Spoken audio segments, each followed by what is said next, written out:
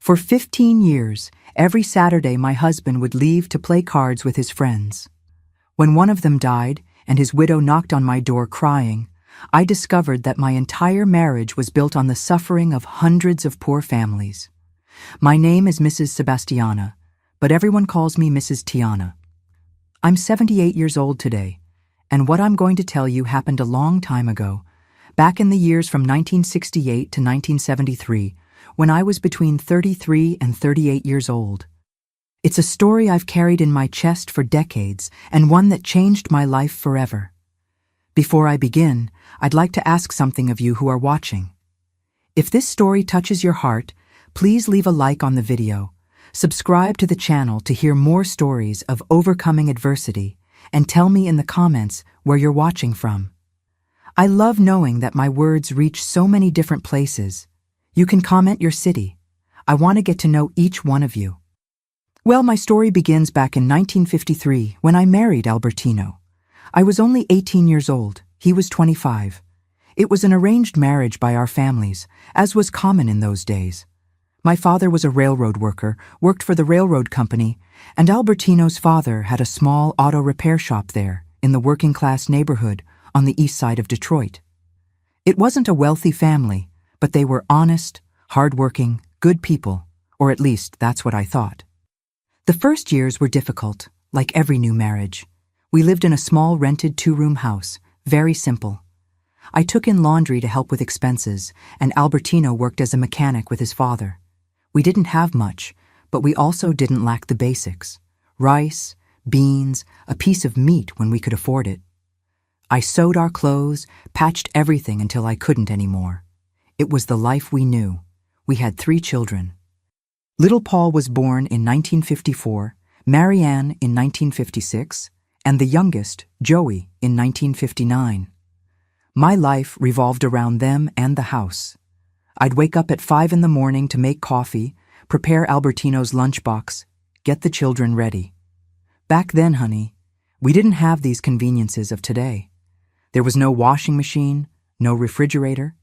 We had a screened cabinet to store food. There was no television. The first TV only arrived at our house in 1965, black and white, tiny. Albertino was always a man of few words, serious, hard-working, didn't drink, didn't smoke. He'd go to work early in the morning and come back in the late afternoon.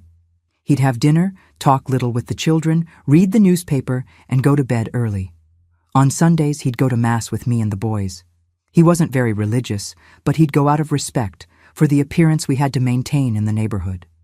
But there was one thing that was sacred in his routine.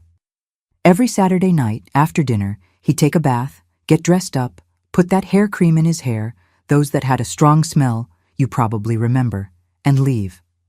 "I'm going to play cards with friends, Tiana," he'd say. And he'd go. He always came back late, 2, 3 in the morning. Sometimes he'd arrive earlier, around midnight. This started around 1958, when Joey was still a baby. At first, I thought it was strange. I'd ask where it was, who it was with. He said it was at Mr. Oswald's house, a friend of his from the shop, that there were about 5, 6 men, all people known in the neighborhood. They played gin rummy, poker, bet a few bucks, nothing major. "Men's stuff, Tiana. Let us have some fun," he'd say. And what could I do? Back then, women didn't question their husbands. We were raised to obey, to take care of the house and children and let men do whatever they wanted as long as they brought home the income. My mother always said, "Tiana, men need freedom. Don't nag him, don't ask too many questions, or you'll lose him." I believed that. I believed that was my role. So every Saturday was the same thing. I'd put the children to bed, wait for him to leave, and stay there alone sewing or listening to the radio quietly so as not to wake the boys. Sometimes the neighbor women would come keep me company. Mrs. Irene, Mrs. Zelda. We'd have coffee, talk about the children, about the radio soap operas. After the TV arrived, we'd watch together, but deep down I was just waiting for him to arrive. The strange thing is that over the years, things started to improve a lot at home. Around 1963, 1964, Albertino started bringing home more money. We bought a refrigerator, television. He replaced our old kitchen table with a new Formica one, which was every housewife's dream, those colorful, shiny tables. He renovated the entire house, put in new flooring, painted everything. He even bought a Volkswagen Beetle in 1966, a light blue Beetle, brand new. Gosh, I felt like the luckiest woman in the neighborhood. When I asked where this extra money came from, he said it was because his father's shop had grown, that he was doing some extra work on Saturday afternoons, that people were paying well for urgent services. It made sense, right? The economy was growing at that time. America was booming. There was a lot going on. I never suspected. The other women in the neighborhood were even envious. "Oh, Tiana, how lucky you are. Albertino is so hard-working, such a good husband," they'd say, and I'd agree proudly. I thought I had been lucky, that I had a husband who took good care of the family. The card-playing friends I knew by sight. There was Mr. Oswald, who was the owner of the house where they met. A tall, thin man, always with a hat. There was Mr. Maurice, short, chubby, who worked at a warehouse. There was Mr. George, who was a truck driver. There was Mr. Waldemar, who had a small store. And there were 2 or 3 others that I'd see occasionally on the street, but didn't know well. All married men, with families, people who seemed normal, hard-working. Sometimes they'd meet on the street during the week, talk on the corner, and I'd see them from afar when I went to the grocery store. But it was always quick conversation, men's stuff talking about football, politics, work. I never thought anything strange. What I found a little odd, but tried not to think too much about it, was that Albertino never took money for these Saturdays. I mean, he said he did, but I never saw him take any bills from the drawer where we kept money, and when he came back he never had won anything in the game. Or if he had won, he didn't bring it home. He said he'd win here, lose there, that in the end it came out about even. There was also something strange. Sometimes he'd arrive nervous, get home, drink a glass of water quickly, go straight to bed, without saying anything to me. He'd be restless, tossing and turning in bed. I'd ask, "Did something happen?" And he'd grumble, "Nothing, let me sleep." The next day he'd wake up normal, as if nothing had happened. And there were the phone calls. Oh, those damn phone calls. We installed the phone at home in 1967. It was a luxury back then. Few houses had them. Albertino said it was important for business, that clients needed to call to schedule service at the shop. But it was strange because they'd call a lot on Saturdays, always in the morning or early afternoon. And he'd always answer, listen in silence, say, okay, I'll handle it, and hang up quickly. When I asked who it was, he'd say, "Annoying customer wanting urgent service, forget about it." Once in 1969, I answered the phone, and it was a woman's voice crying. She asked to speak with Albertino, said it was urgent. I called him, and when he answered, he had a look on his face. Wow, a look I'd never seen. Serious, hard, cold. He spoke quietly. "Monday, we'll resolve this. Don't call here anymore," and hung up. I stood there staring at him, and he looked at me with anger in his eyes. "Don't go snooping in my life, Tiana. These are work things you don't understand." That hurt me, but I swallowed hard and went to take care of dinner. Women weren't supposed to meddle in their husbands' affairs. That's what everyone said. The years passed, and the Saturdays continued religiously. Rain or shine, holiday or not, Albertino would go to play cards. When the boys grew up and started asking questions, "Dad, why do you play cards every Saturday?" He'd answer curtly, "Because men need their time, boy. When you grow up, you'll understand." And he'd change the subject. There was a time in 1971 when Marianne, who was already 15 years old, told me she had seen her father in a distant neighborhood in the back of the city near the shantytown. She had gone to visit a friend who lived nearby. "Mom, I saw Dad in the car talking with some men who looked like bad guys, and it wasn't Saturday. It was on a Thursday afternoon." I froze, but defended him. "Daughter, you must have seen wrong. Your father was working at the shop at that time." She insisted it was him, but I didn't want to believe or rather, didn't want to face the truth, because deep down, way deep down, I already knew something was wrong. A woman senses these things, but I was afraid. Afraid of discovering an affair, which was what every woman feared. Afraid of losing the marriage, of being alone with 3 children, of becoming the subject of neighborhood gossip. So I pushed those suspicions to the back of my head and went on with life. Until one Friday in March 1973, I'll never forget that day. It was the day before Easter. The news ran through the neighborhood. Mr. Oswald had died. Massive heart attack right there at his house on Thursday night. They found him fallen in the living room, already lifeless. The wake was on Saturday morning, and of course Albertino and I went. After all, he was his card-playing friend for so many years. At the wake, Albertino was different. Pale, sweating, nervous. He kept looking at the other men in the group, Mr. Maurice, Mr. George, Mr. Waldemar, and they were also strange, exchanging looks, talking in corners, whispering. Mr. Oswald's widow, Mrs. Conception, was devastated, but there was something in her eyes. It wasn't just sadness, it was fear, real terror. When she saw me, she looked at me in a way that gave me chills, as if she wanted to tell me something but couldn't. I offered my condolences, gave my sympathies, but I felt her squeeze my hand hard, almost desperately. I didn't understand anything. Albertino wanted to leave the wake quickly. We barely stayed an hour. On the way home, he was in absolute silence. Didn't say a word the entire way. When we arrived, he locked the bedroom door and stayed in there. I heard him walking from one side to the other, walking like a caged animal. I tried to talk. "Albertino, are you okay? I know your friend's death shook you." He opened the door and looked at me with a look, my God, it was like I was looking at a stranger. "Don't talk about it, Tiana. Don't talk about it anymore. And if anyone comes here asking anything, you don't know anything, understand? Nothing." That terrified me. What story was that? Ask what? But I didn't have the courage to insist. He went back to the room and locked the door again. On Saturday night, the first Saturday without cards, he didn't go out. He stayed home restless, nervous, looking out the window at every noise.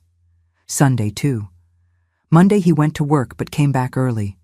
And all the time he'd answer the phone and speak quietly. Always the same thing. "Calm down. We'll wait a few days." I was confused, scared, not understanding anything. Until Wednesday, around 3 in the afternoon, someone knocked on my door. It was Mrs. Conception, Mr. Oswald's widow, and she had a bag full of old notebooks in her hands, with red eyes from crying so much, trembling all over. When I opened the door and saw Mrs. Conception standing there, with that bag in her hands and that desperate look, my heart raced. She was thin, pale. It looked like she had aged 10 years in a few days. Her hands were shaking so much that the bag was swaying and I could hear the sound of notebooks moving inside. "Mrs. Tiana," she said with a choked voice. "I need to talk to you. Please, it's very important. Are you alone?" I looked behind me. Albertino was at work, the kids at school. Little Paul was already working too, he was 19, but still lived with us. Marianne was at school, she was 17. Joey at 14 was also in class. "I'm alone, yes, Mrs. Conception. Please come in. Would you like some coffee, some water?" She came in, but didn't want to sit. She stood there in my living room, holding that bag as if it were the most precious and most terrible thing in the world at the same time. She was shaking so much I was afraid she'd get sick. "Sit down, Mrs. Conception, for God's sake. You're very nervous." She finally sat on the edge of the sofa, put the bag on her lap, and started crying. It wasn't that cry of someone who lost their husband. I had already seen her crying at the wake. It was different. It was a cry of shame, of terror, of desperation, a cry that came from a very deep place. I sat next to her, took her hand, and waited. I didn't know what to say. After a few minutes, she wiped her tears with the back of her hand and looked at me with those red eyes. "Mrs. Tiana, you've always been good to me. We've known each other for so many years, live in the same neighborhood, our children played together. That's why I need to warn you. I need to show you what I found. Because you deserve to know the truth before it's too late. My stomach turned. Too late for what? What truth? What are you talking about, Mrs. Conception? She opened the bag slowly, as if opening a box of venomous snakes, and she started taking out notebooks. Old notebooks, those composition books you'd buy at the stationery store, some with green covers, others red, others blue. There must have been about 8 notebooks there. She placed everything on the coffee table carefully, as if they were evidence of a crime. After my Oswald died, I was organizing his things, the documents, the clothes, those things you have to do when you lose someone. Then I found these notebooks hidden at the bottom of his closet inside an old locked suitcase. I had to break the padlock because I couldn't find the key. She opened one of the notebooks, and I saw page after page full of names written by hand, with that careful handwriting of someone who studied up to elementary school. And next to the names were numbers, many numbers, dates, amounts. At first, I didn't understand what it was. I thought it was household accounts, his work notes. But then I started reading carefully, and her voice failed. She turned a page, then another, and kept pointing with her trembling finger. Look here, Mrs. Tiana, look at what's written. Maria Silva loaned $500 in January '68, 20% interest per month, already paid $2,300 and still owes $800. And below, we took her sewing machine as collateral. And there's more. If she doesn't pay by April, we'll go to her house again. I looked at it without understanding. She turned more pages. There are hundreds of names here, Mrs. Tiana. Hundreds. John Pereira owes $1,200. We took the radio and his son's bicycle. Antonia Costa owes $2,500, already been warned 3 times. Peter Santana doesn't want to pay. Maurice and George will handle it. And look at this. She pointed to a note that chilled my blood. Sebastian Mora didn't want to pay. Taught him a lesson in front of his family. Now he'll think twice. I still wasn't understanding properly. Or rather, I was understanding. But my head refused to accept. Mrs. Conception, what? What is this? She closed her eyes, took a deep breath, and when she opened them again, there were tears streaming down. These are the records of a loan sharking operation, Mrs. Tiana. My husband, your husband, and the other men who went every Saturday to play cards, they didn't play cards at all. They loaned money to poor people, desperate people, charging absurd interest rates. And when the person couldn't pay, they'd take their belongings, humiliate them, threaten them, beat them. No, it can't be true. No, my Albertino, he's a hard-working man, honest, goes to Mass every Sunday. There must be some mistake, Mrs. Conception. My husband is a mechanic. He works at his father's shop. He never— Mrs. Tiana. She interrupted me, and her voice was firm now, despite the tears. Look here. Look at this notebook. She grabbed a different notebook, newer, with a black hardcover. She opened it to the first page, and there, written in large letters, was General Control, 1972, 1973, Albertino. My world collapsed in that second. There was my husband's name on the cover of a notebook full of names of desperate people, unpayable debts, threats, violence. He was the boss, Mrs. Tiana, she said quietly. Oswald wrote at the beginning of this notebook here. Look, Albertino coordinates the collections. Maurice and George do the heavy work. Waldemar keeps the money and objects. I make the contacts and get the clients. She continued leafing through, showing me page after page. It was all there. The names of people, most I didn't know, but some were from the neighborhood. Domestic workers who borrowed money to pay for medicine for a sick child. Workers who needed money for rent. Single mothers who had no way to buy food. Simple people, poor, desperate. And the interest rates were cruel. 20–30% per month. People who borrowed $500 ended up owing $3,000–4,000 and could never pay. Then came the notes about special collections. Look at this. Mrs. Concepcion turned to a page from August 1972. Josefa Lima owes 2,000, has nothing left to give. Albertino authorized strong collection. George and Maurice went there on a Sunday morning. She paid $500 the same day.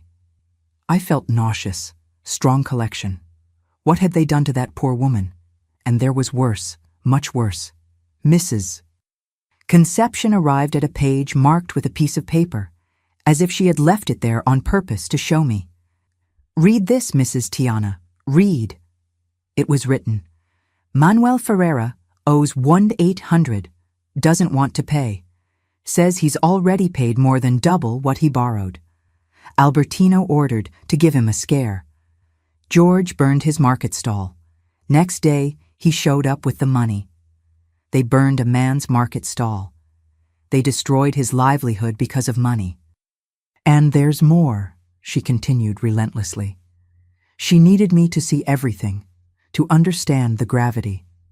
"There's this from February this year." The note said, "Carlos Mendez, 45 years old, can't pay anymore, is sick.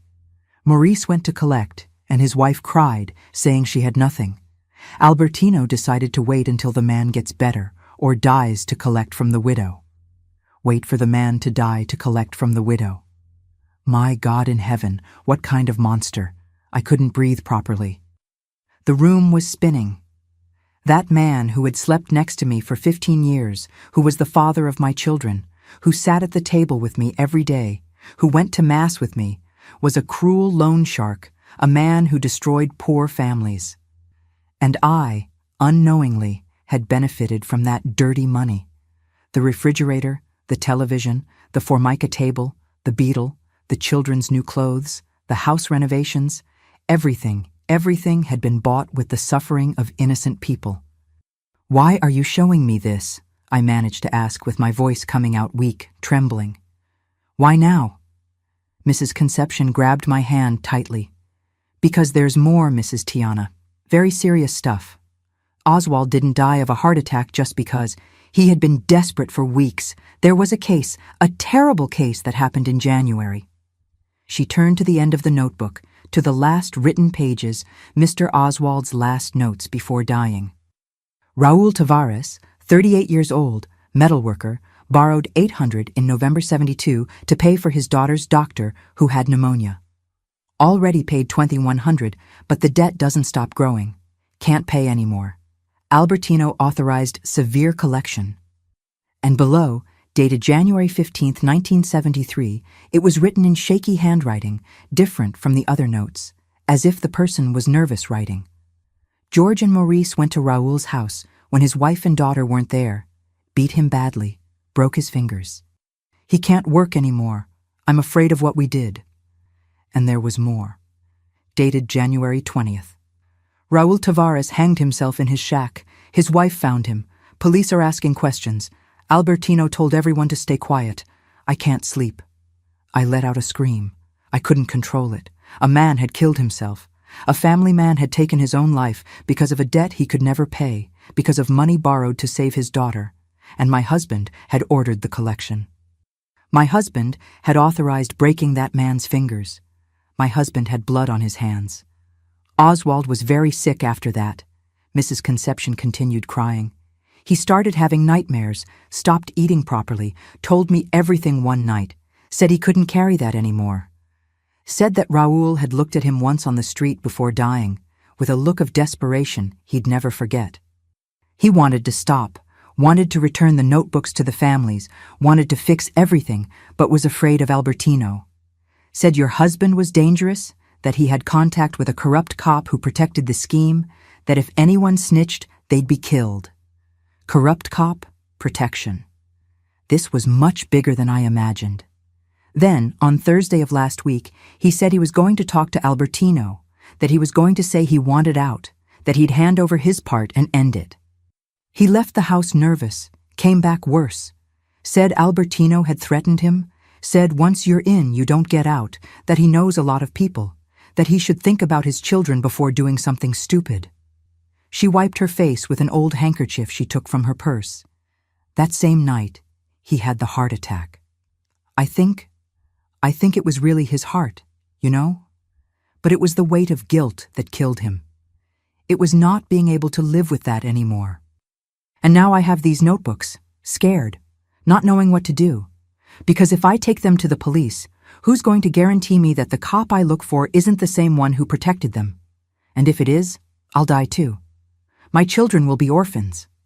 I was paralyzed, holding those notebooks in my hands. They were proof of years of crimes, of suffering, of destroyed lives. And there in the middle was my husband's name, coordinating everything. Do the others know you found the notebooks? I asked. They know I found something. Maurice already came here asking if Oswald had left any documentation.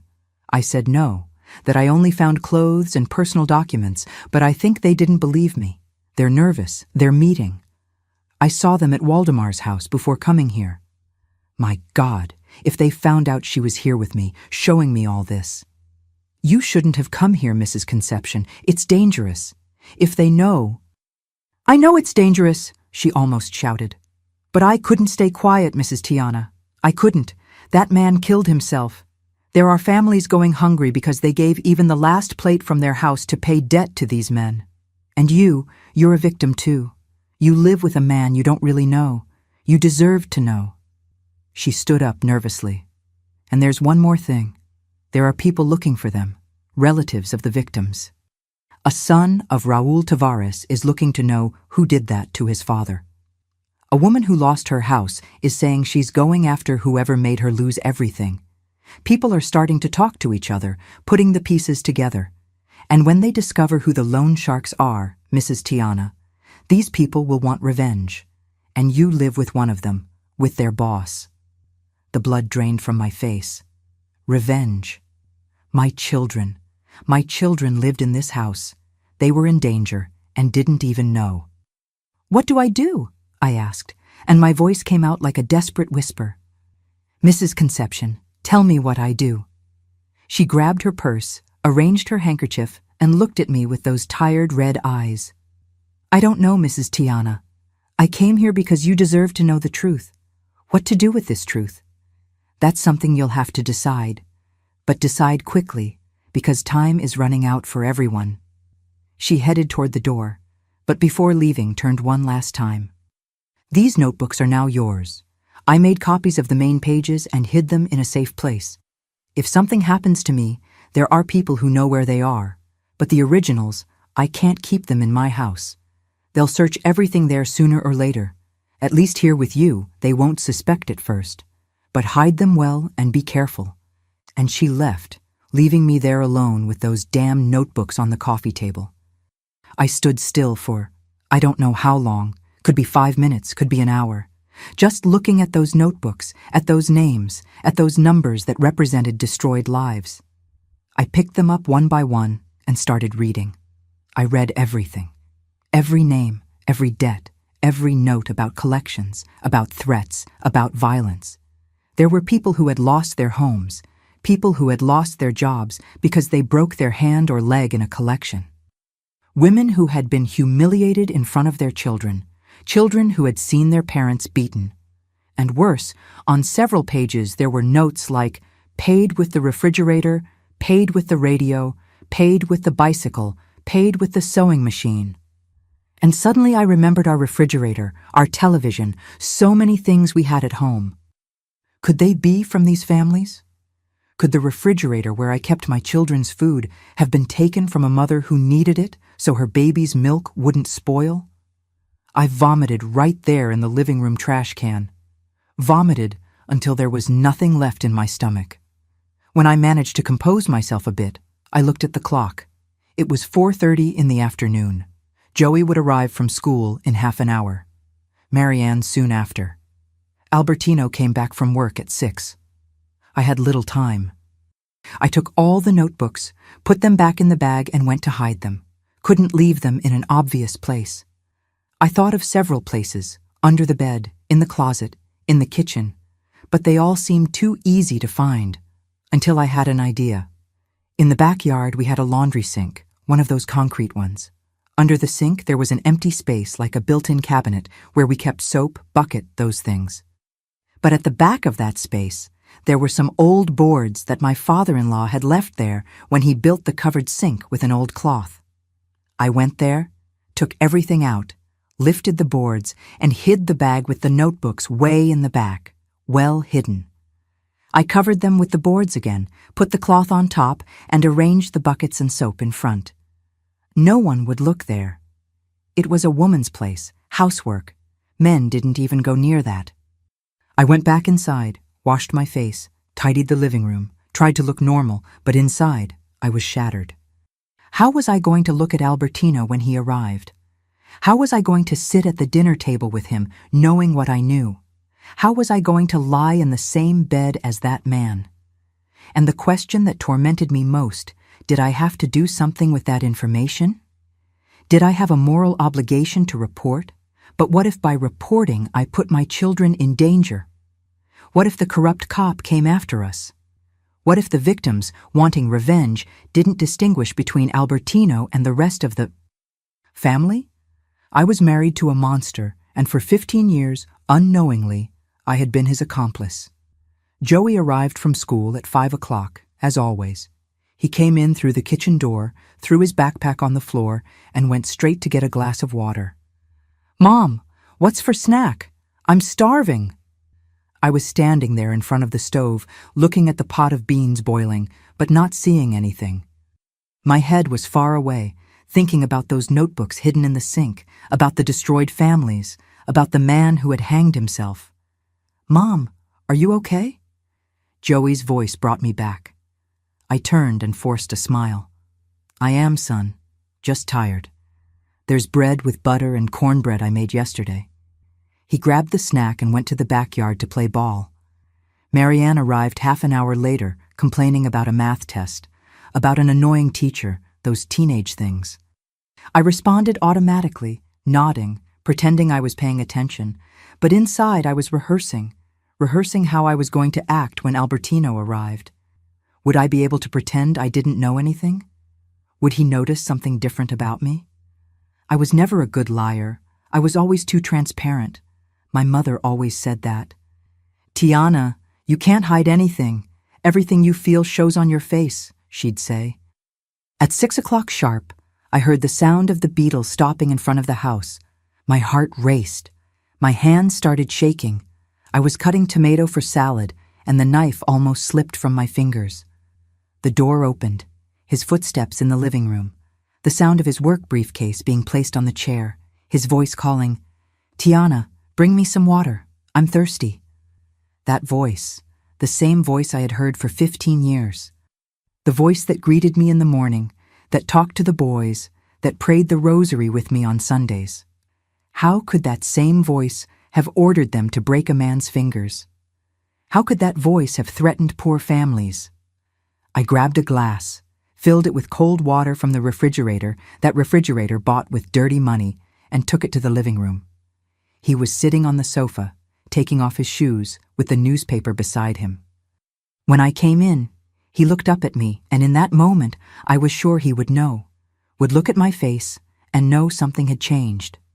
But he just took the glass, drank all the water at once, and said, "Is dinner almost ready? I'm hungry."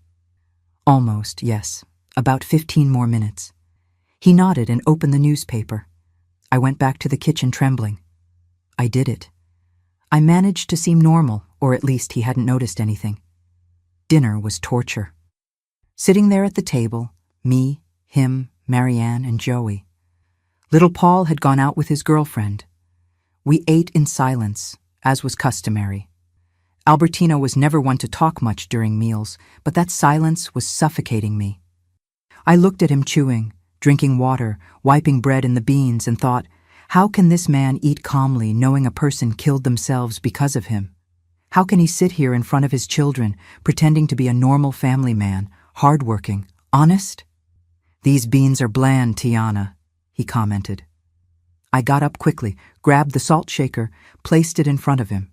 My hands were shaking. "You're nervous today." "Did something happen?" he asked, looking at me with those eyes that now seemed like a stranger's. "No, nothing. Just tired." He continued eating, but I felt him watching.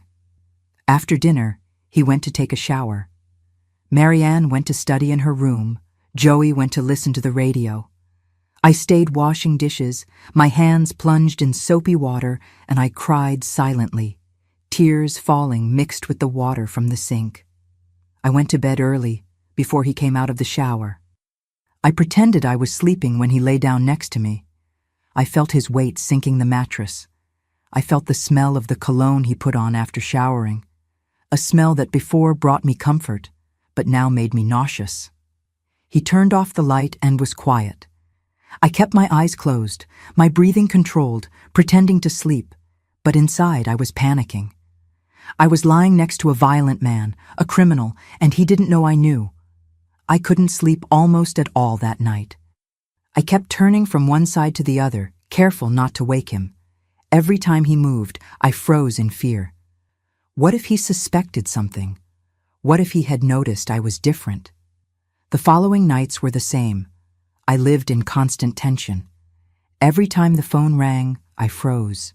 Every time someone knocked on the door, I thought, it's the other loan sharks coming to look for the notebooks, or it's the victims coming for revenge. Albertino was also different, more nervous, quieter. He didn't go out the following Saturday, the second Saturday without cards. He stayed home restless, pacing back and forth. He answered the phone 3 times and always said the same thing. We'll meet next week to decide. For now, everyone stays quiet. On Monday, he left earlier for work, but I saw through the window. He didn't go toward the shop, he went the opposite way. He was meeting with the others, I'm sure. I was going crazy, couldn't eat properly, was losing weight, wasn't sleeping. Lived startled. Marianne asked if I was sick. Joey said I looked like a ghost. I said it was just tiredness, that it would pass soon, but it didn't pass. How would it pass? I was living a lie, living with a man I didn't know, and I had those notebooks hidden in the sink with proof of terrible crimes, and I didn't know what to do with them. Until one Thursday, 8 days after Mrs. Conception had come here, something happened that changed everything. It was 4 o'clock in the afternoon. I was in the backyard, hanging clothes. Albertino had come back from work early again. He was doing this every week. He was inside the house. I thought he was in the bedroom, resting. Suddenly, I heard a strange noise coming from the sink area. I went to look and almost died of a heart attack. It was him, Albertino, messing around under the sink. He was taking out the buckets, the soap, looking for something. "What are you doing?" I asked, trying to keep my voice steady. He turned, and his face was that way I had seen at Mr. Oswald's wake, hard, cold, dangerous. "I'm looking for something that should be here. Did you see any bag, any package around here?" My blood froze. He knew. Somehow he knew the notebooks were here. "What bag? What are you talking about?" He stood up, came close to me, very close. For the first time in 15 years of marriage, I felt afraid of him. Real fear. "Don't pretend you don't know, Tiana. Mrs. Conception was here. Waldemar saw her leaving here that day. What did she give you? What did she show you?" I thought about lying, about saying I didn't know anything, but I knew it wouldn't help. He would search the whole house, would find the notebooks, and then it would be worse. "She showed me some notebooks," I said, and my voice came out shaky. Notebooks with people's names, with debts. He closed his eyes, took a deep breath, and when he opened them again, there was a rage in those eyes that terrified me. "Where are the notebooks, Tiana?" "I don't know. She took them away. It was quick." He grabbed me by the arm, squeezing hard, hurting me. "Don't lie to me. She left the notebooks here. Where did you hide them?" I tried to break free, but he squeezed harder and harder. For the first time, I saw the violent man his victims saw, the man who ordered brutal collections, who broke fingers, who destroyed lives. "Let me go. You're hurting me. I'll do much more than hurt you if you don't give me those notebooks now." The boys weren't home, thank God. Marianne had gone to a friend's house, Joey was at football practice, little Paul at work. It was just me and him, and I was afraid of what he was capable of doing. "It's under the sink," I said, crying. "In the back, under the boards." He let me go with force, throwing me to the side, and went straight there. He took everything out, ripped out the boards, and pulled out the bag. He opened it frantically, started leafing through the notebooks, checking if everything was there. "Did you read?" he asked without looking at me. I did. He stopped, closed the notebook he was holding, and finally looked at me. "Then you know." "I know. I know everything. I know you're a loan shark, that you lend money to poor people charging absurd interest rates, that you order beatings of those who don't pay, that you destroyed entire families, that because of you a man killed himself." He didn't deny anything, just stood there, holding those damn notebooks. "It was business, Tiana, just business. Those people needed money, we gave it. That's how the world works." I couldn't believe what I was hearing.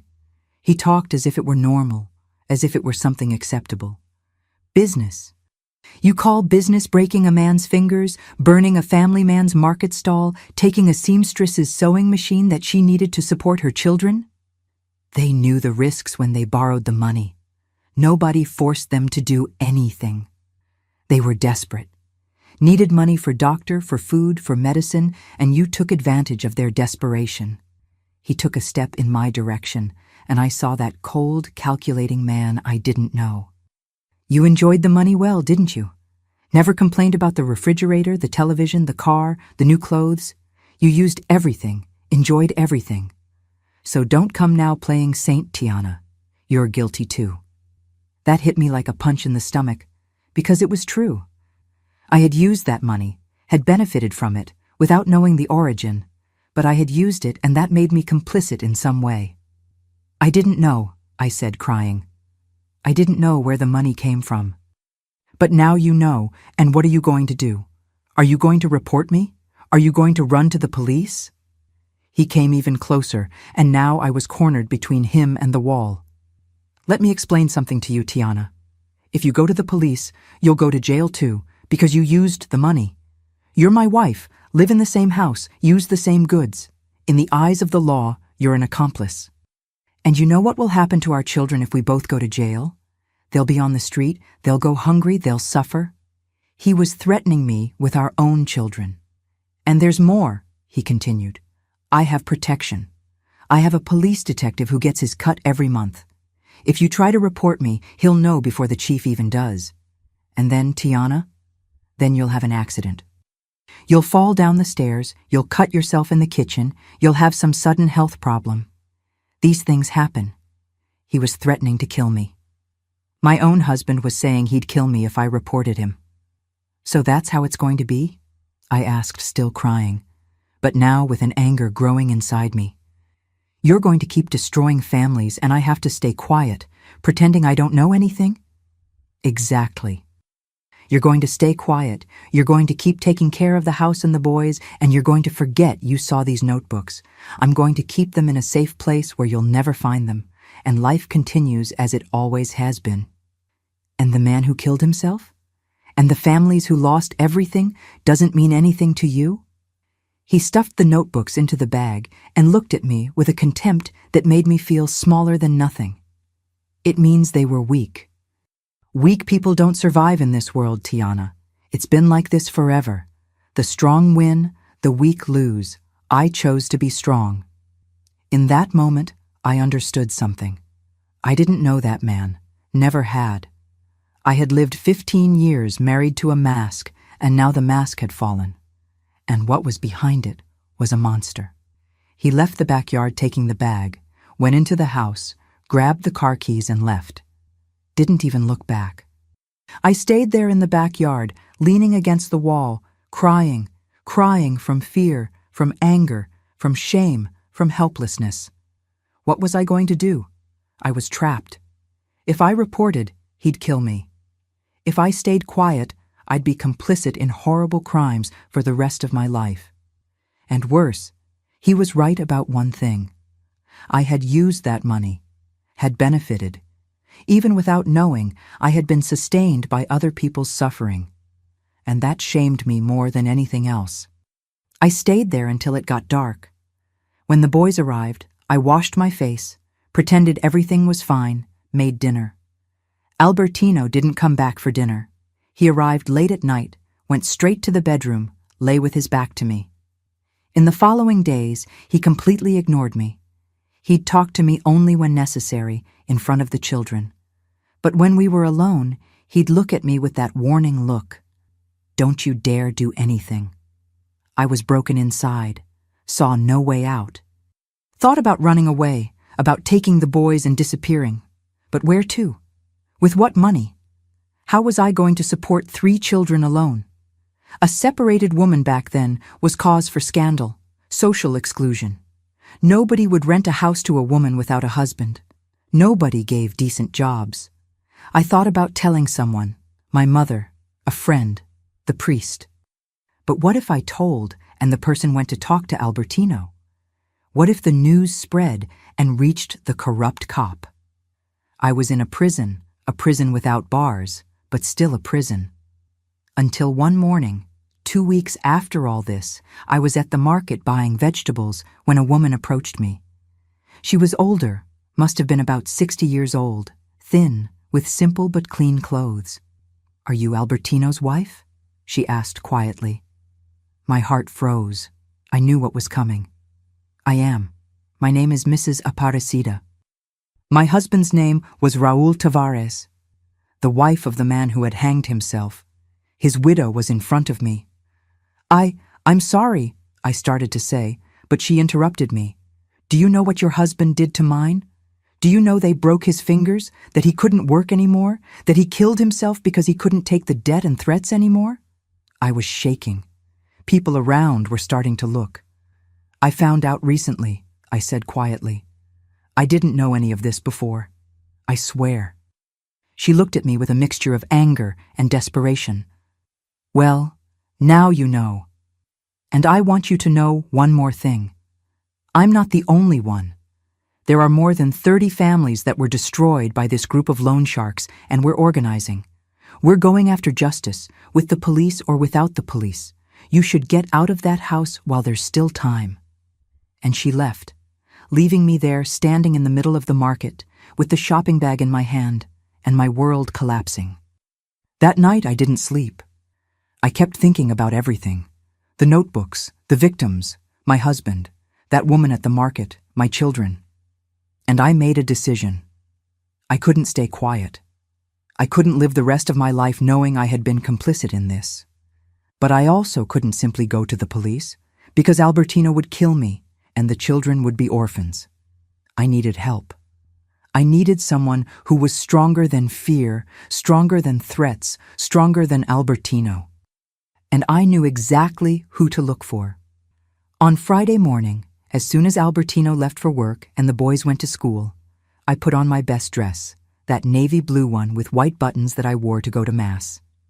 I pinned my hair back and left the house. I went straight to St. Jude's Church, 3 blocks from home. It was a small, simple church with worn wooden benches and a large crucifix behind the altar. I had attended that church since I got married. I knew every corner, every saint's image, every stained glass window. Father Anselm was in the sacristy, arranging the vestments for noon Mass. He was an elderly man, must have been about 65 years old, white hair, thick-rimmed glasses, always with that calm and welcoming manner. He had baptized my 3 children, had blessed my marriage, had given Marianne her first communion. When he saw me coming in, he smiled. "Mrs. Tiana, what a nice surprise. Did you come to help prepare the flowers for Sunday's Mass?" I closed the door behind me and locked it. His smile disappeared when he saw the expression on my face. "Father Anselm, I need to confess something, but it's not confession of my sin. It's something else, and I need your help." He took off his glasses, cleaned them on his robes, put them back on, and indicated a chair. "Sit here, my daughter. Tell me what's happening." And I told him everything. Absolutely everything. The card Saturdays that weren't card games. Mrs. Conception showing up with the notebooks, the destroyed lives, the man who had hanged himself, the confrontation with Albertino, The threats, the corrupt cop, the widow who had approached me at the market, everything. I cried while I talked, the words coming out rushed, years of anguish pouring out there in the sacristy.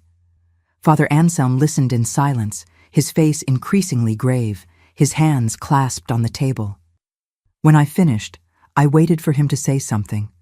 It took a few minutes. He got up, went to the small window in the sacristy that faced the church garden, stood there looking outside.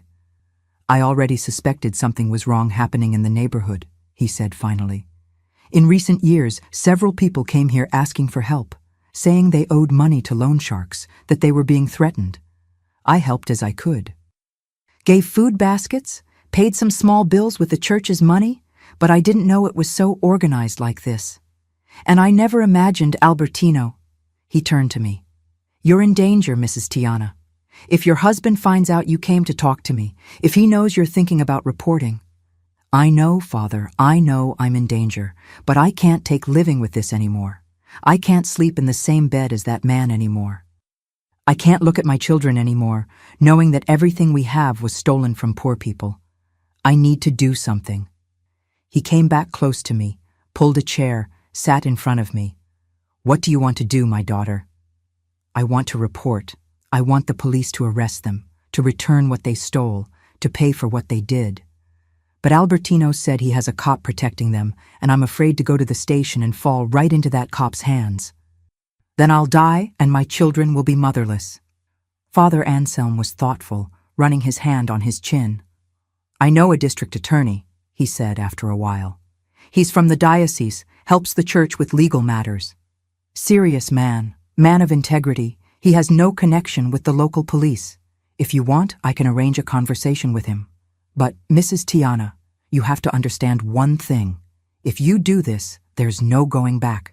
Your life will turn upside down. You might lose your house, your goods, your marriage will end. It might take time for them to believe you. They might try to incriminate you along with them. It's a very difficult path. I know, Father, but staying quiet is also killing me. It's killing me inside. He took my hands with those old, calloused hands. Then, let's do this. I'll talk to the DA today, and you're going to talk to Mrs. Conception and other victims, because this can't be just you against them. It needs to be a bigger movement, needs to have several voices. The more people report, the harder it will be for them to cover it up. He was right. I alone was weak, but together, the victims and I, we had a chance. There's another thing, the father continued. Next Sunday there's the 10 o'clock Mass, which is the fullest. About 200 people come, lots of people from the neighborhood, including several of the families who were harmed by these loan sharks. If you want to make a public denunciation, a testimony in front of everyone, I can give you that space. But it has to be you, Mrs. Tiana. It has to be the wife of one of them speaking, because then no one can say it's a lie. My heart almost stopped. Speak at church, in front of everyone, in front of neighbors, acquaintances, other wives, the loan sharks. What if Albertino was there? What if he did something right there? I don't know if I can, Father, speaking in public like that. Nobody's forcing you, my daughter. It's your choice. But think carefully. If you only report in court, it could take months, years for something to happen. And in that time they continue operating, continue destroying families. But if you expose them publicly, if the whole neighborhood knows who the loan sharks are, they lose power because their strength comes from secrecy, comes from the fear people have of speaking. If you break that silence, you end them. I knew he was right, but speaking in public, exposing my own shame, admitting I had been sustained by dirty money, was asking too much. Let me think about it, was all I could say. I left the church with my legs shaking. I went home on autopilot, not even seeing the way.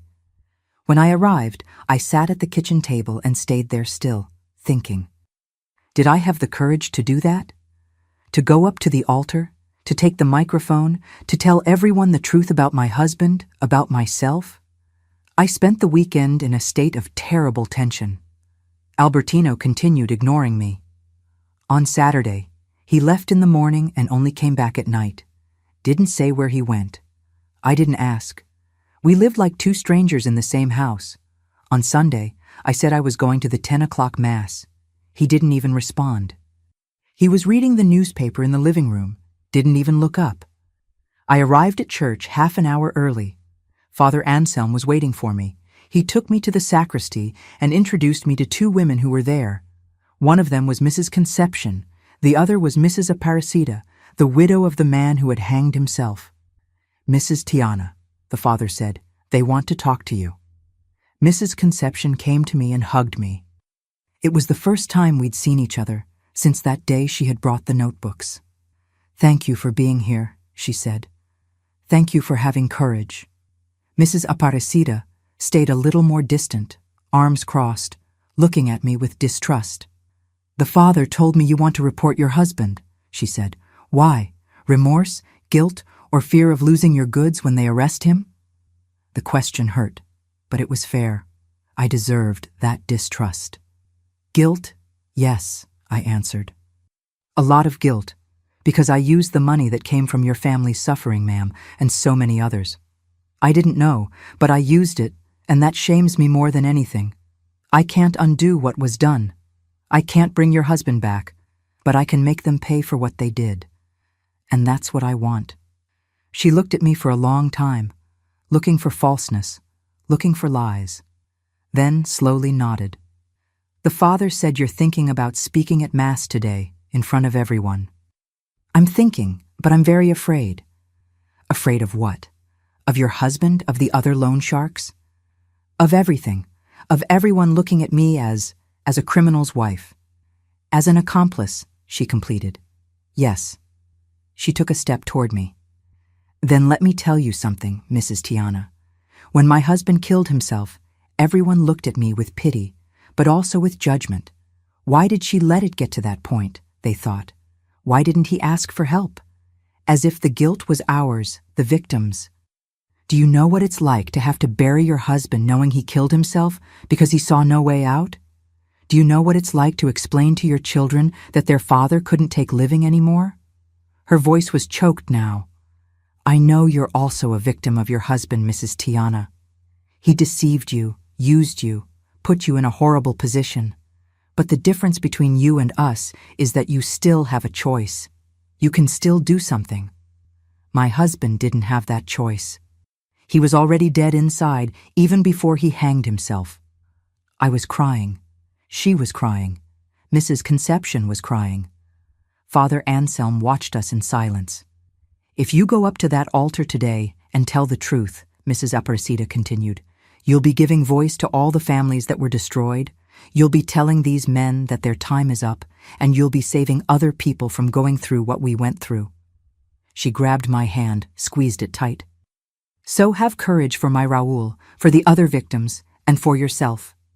In that moment, I knew what I had to do. "I'm going to speak," I said.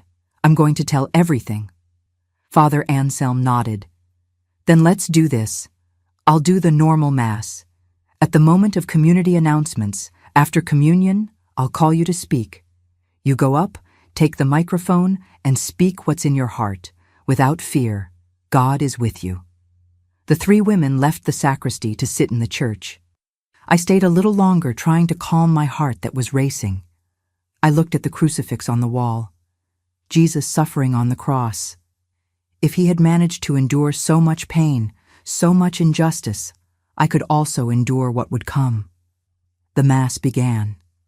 I sat in the back alone.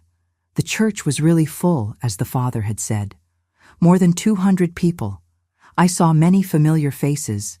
Mrs. Zelda, my neighbor, Mr. Manuel from the grocery store, Mrs. Regina, who sold bread, entire families, children, elderly.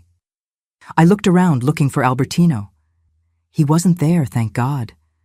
If he were, I don't know if I'd have courage. But I saw Mr. Maurice sitting with his wife and children in the front. I saw Mr. Waldemar with his family in the middle of the church. I saw Mr. George a few rows ahead of me. The other loan sharks were there calm, singing the hymns, praying the prayers, pretending to be good men. The Mass continued, gospel reading, Father's homily, offertory, consecration, communion. I participated in everything on autopilot. the prayers coming out of my mouth, but my head far away, mentally rehearsing what I was going to say. Then came the moment of announcements. Father Anselm went up to the altar, took the microphone, and started talking about the week's activities, about the prayer group, about catechism. Then he stopped, looked at me in the back and said, "Before we close, we have a testimony from a sister of the community. Mrs. Sebastiana, please come up here." My heart almost jumped out of my mouth. People started looking around, looking for who this Mrs. Sebastiana was. I stood up slowly, my legs shaking so much I thought I was going to fall. I started walking down the center aisle. It was the longest walk of my life. Each step seemed to weigh a ton. I felt everyone's eyes on me. I heard the whispers. Who is she? What's she going to say?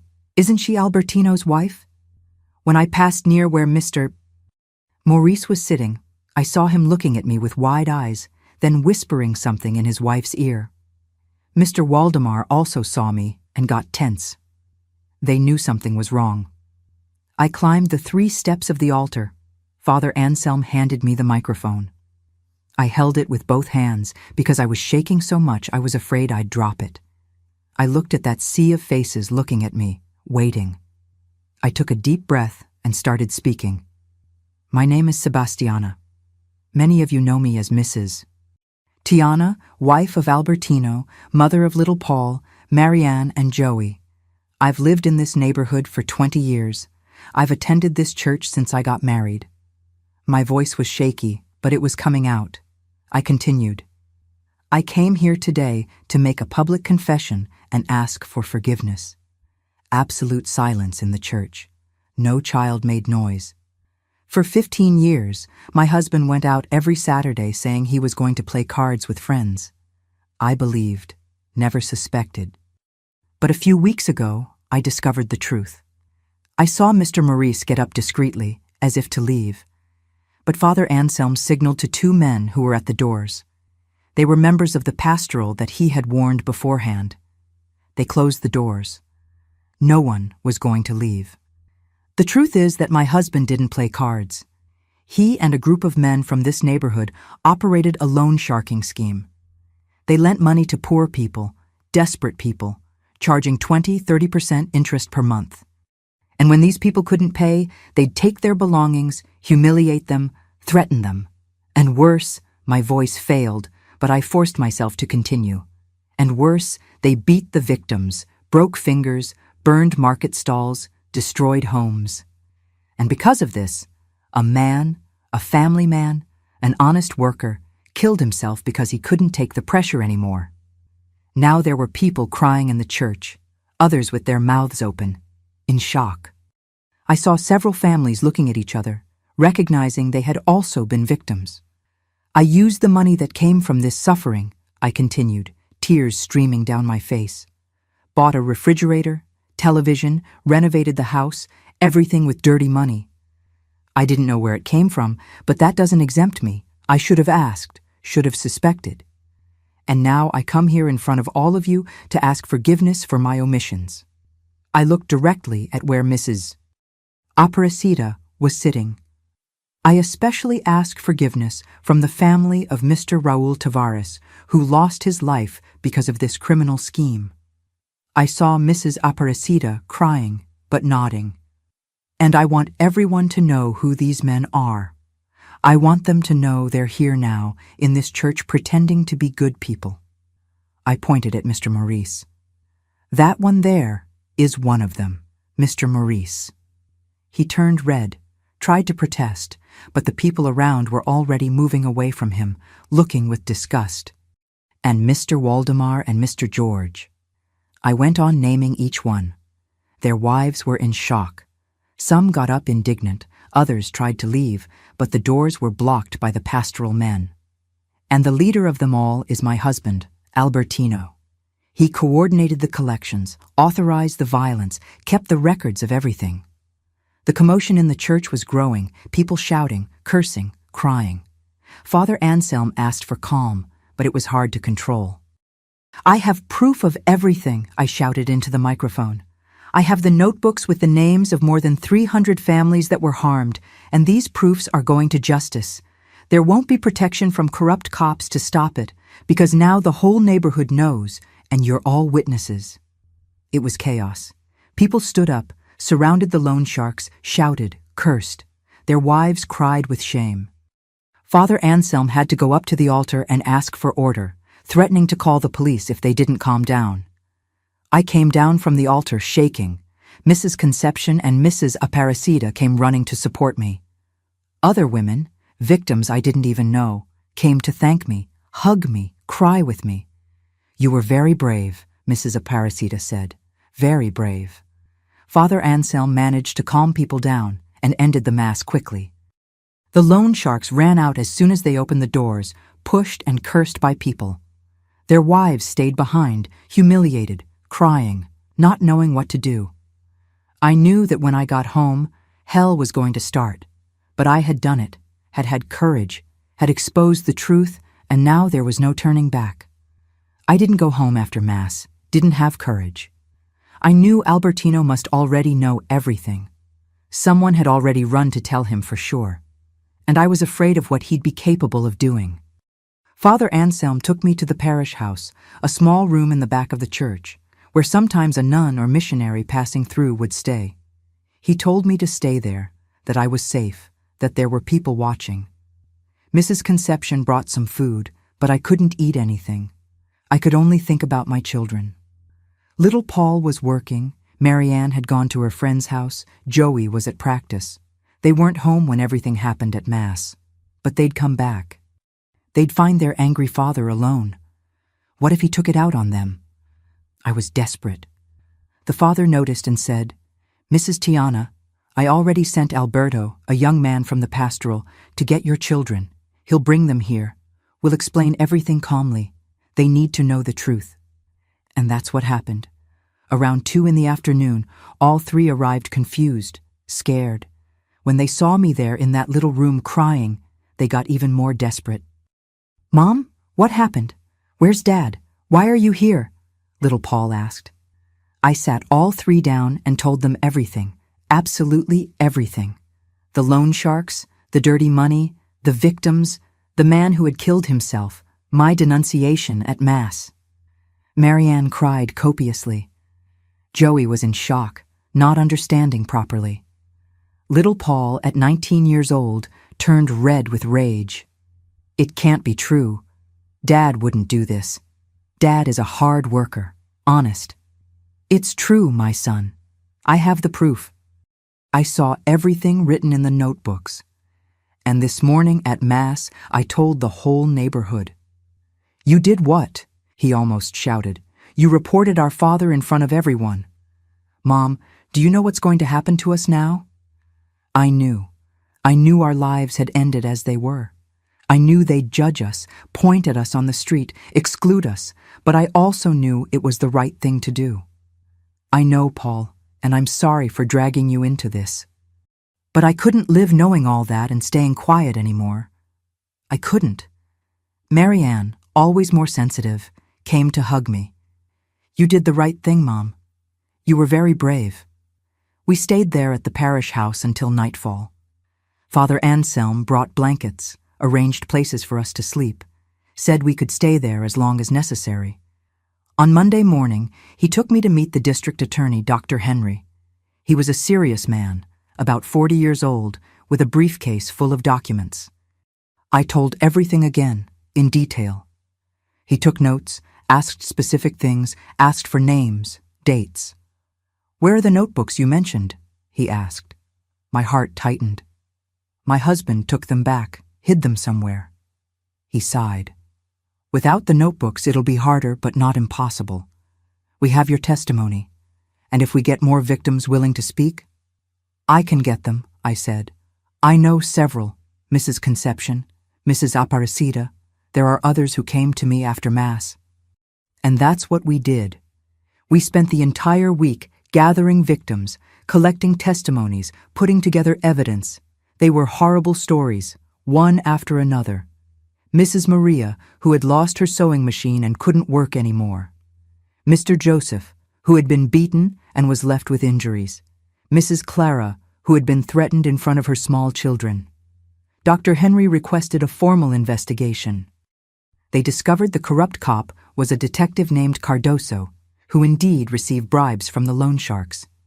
He was immediately removed and also became a target of investigation. Meanwhile, I didn't go back home. I stayed almost 2 weeks at the parish house with the children. Until one day Father Anselm called me. "Mrs. Tiana, the police went to your house this morning with a search warrant. They found the notebooks. Albertino had hidden them in the ceiling lining of the bedroom.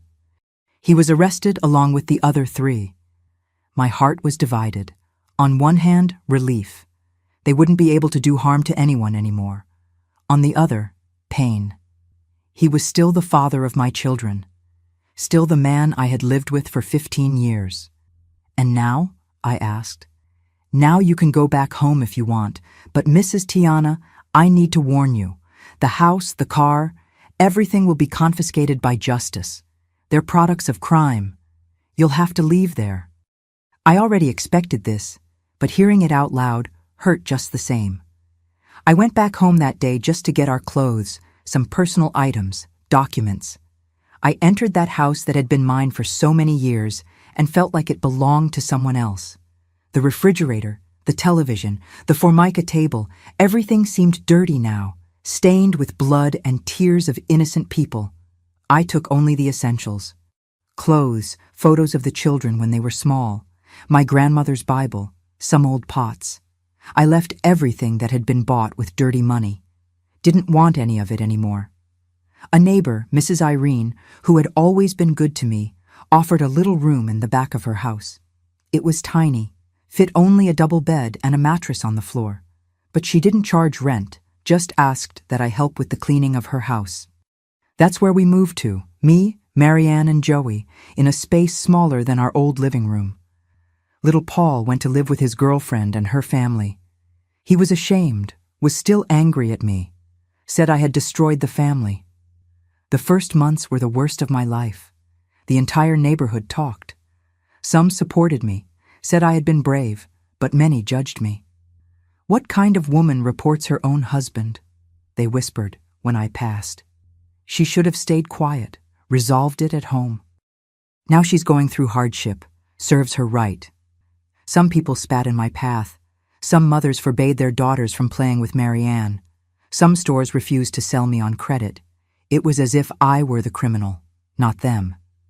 But there were also good people, many good people, the victims especially. Mrs. Aparecida showed up at Mrs. Irene's house a week after we moved, bringing a bag of rice, beans, oil, sugar. "I know you're in need," she said. "And I want you to know my family is eternally grateful for what you did." Mrs. Conception got me a job as a seamstress in a workshop her niece had. It paid little, but it was honest. I sewed from 7 in the morning to 6 in the afternoon, came back to that little room, made dinner on the hot plate Mrs. Irene lent, helped Joey with homework, talked to Marianne about her plans to finish her studies.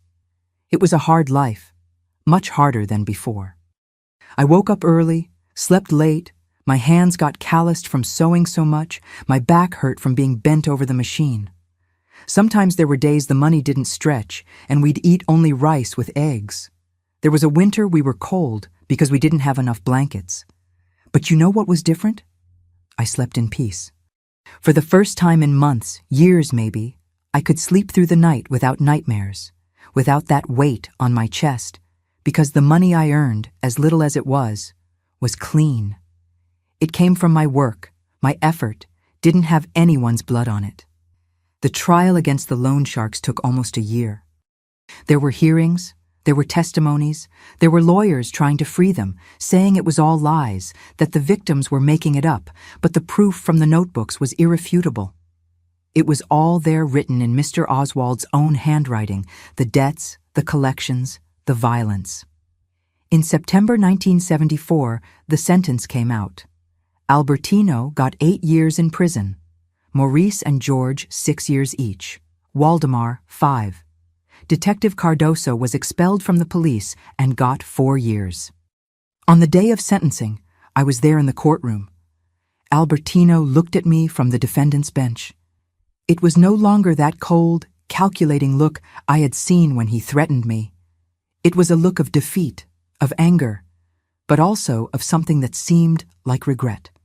I don't know. I'll never know. The last time I spoke with him was a few months later, when he sent a request for me to bring the children to visit him in prison. Little Paul refused, Marianne too. Only Joey, who was younger, still had that hope that his father would go back to being who he thought he was. I took the boy, waited outside. When they came out, Joey was crying. He apologized, Mom. Said he was wrong, that he was weak, that it started small, and when he saw he was already in deep. It might have been true, it might have been manipulation. I don't know, and it doesn't matter anymore. What matters is that he paid for what he did, and the victims had some justice, even though it would never be enough to compensate for the suffering. Life continued slowly, one day at a time. Marianne finished her studies, got a job as a secretary at a company downtown, helped with expenses. Joey grew up, became a hard-working young man, never wanted to follow his father's path. Little Paul took time, but eventually came back to talk to me. Apologized for blaming me. I kept sewing. Years later, with the money I saved, I managed to rent a small house, just ours. It didn't have a colorful refrigerator, didn't have a big television, didn't have a car, but it had dignity, it had peace. And you know what was most surprising? The victims never forgot me. When I needed something, there was always someone offering help. When Marianne got married in 1978, it was they who threw the party. Each one brought a dish, decorated the church hall, bought the wedding dress. It was simple, but it was beautiful. It was made with true love. When Joey got sick in 1980 and needed expensive medicine, it was they who did a fundraiser and bought it. When I was unemployed for a few months in 1982, it was they who sustained me until I found another job. We formed a network, a family that wasn't by blood, but was of respect, of gratitude, of humanity. And that was worth more than any refrigerator, any car, any beautiful house. Albertino got out of prison in 1980 after serving 6 years, had a sentence reduction for good behavior. He tried to look for me once. I refused to see him. He left the neighborhood. I heard he went to another city. Never heard from him again. The children had sporadic contact, but little.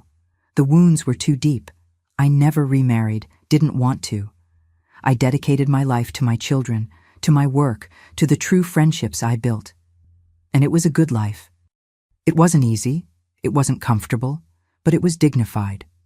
Today, at 78 years old, I look back and don't regret anything. I'd do it all again, the same way, because I learned something that many people take a lifetime to learn. Material goods you lose, money you spend, house you change, but your conscience, your dignity, your character, nobody takes that from you. That you carry until your last day. There were nights I slept on the cold floor, hungry, afraid of the next day, but I slept in peace because I had done the right thing. Had given voice to those who had no voice, had faced fear and oppression. And that, my people, that's worth more than all the gold in the world. Today my children are successful, honest, hard-working adults. Marianne is a manager at a company. Little Paul has an auto repair shop, but different from his grandfather. He's honest, fair with employees. Joey is a public school teacher, teaches math to underprivileged children. They tell me they're grateful I had courage that day, that if I hadn't done that, they would have grown up thinking it was all okay, that that type of conduct was acceptable, and maybe they would have followed the same path. I have 6 grandchildren and 2 great-grandchildren. They all know the story. I tell them without hiding anything. I tell about the mistakes, the shame, the suffering, but I also tell about overcoming, courage, reconstruction. And you know what they tell me? Grandma, you're our hero. I'm not a hero. Heroes are those people who do extraordinary things. I just did what anyone should do, the right thing, even when it was difficult, even when it cost everything. So I leave here my message for you who are listening. If one day you find yourself in a situation where you need to choose between what's easy and what's right, choose right always. It might hurt in the moment, it might cost a lot, it might seem like you're losing everything, but in the end, when you lay your head on the pillow, you'll sleep in peace. And that peace, my people, is priceless. Don't let yourselves be bought by material comfort. Don't close your eyes to injustice. Don't stay quiet when you see evil happening. Because when we stay quiet, we become accomplices. I could have stayed quiet. Could have continued living in my comfortable house with my appliances, my car, pretending I didn't know anything. It would have been easier. It would have been more convenient, but I couldn't live with myself. And at the end of the day, it's with yourself that you have to live every day until your last breath. So have courage, be strong, and above all, be dignified. Because dignity, once lost, is very hard to recover. But once preserved, it sustains you through the hardest moments of life. This is my story. It's a story of pain, of shame, of loss. But it's also a story of courage, of reconstruction, of hope. And if my story can inspire even one person to do the right thing, then it was worth coming here to tell it. Thank you for listening to me with patience, from the heart. If this story touched your heart, if you were moved, if this inspired you in some way, please leave a like on the video, subscribe to the channel The Grandma's Diary to hear more real stories of overcoming like this one, and share with someone who needs to hear that it's possible to start over no matter how difficult it is. A warm hug from this grandma who learned that life isn't about what you have, but about who you are. God bless you.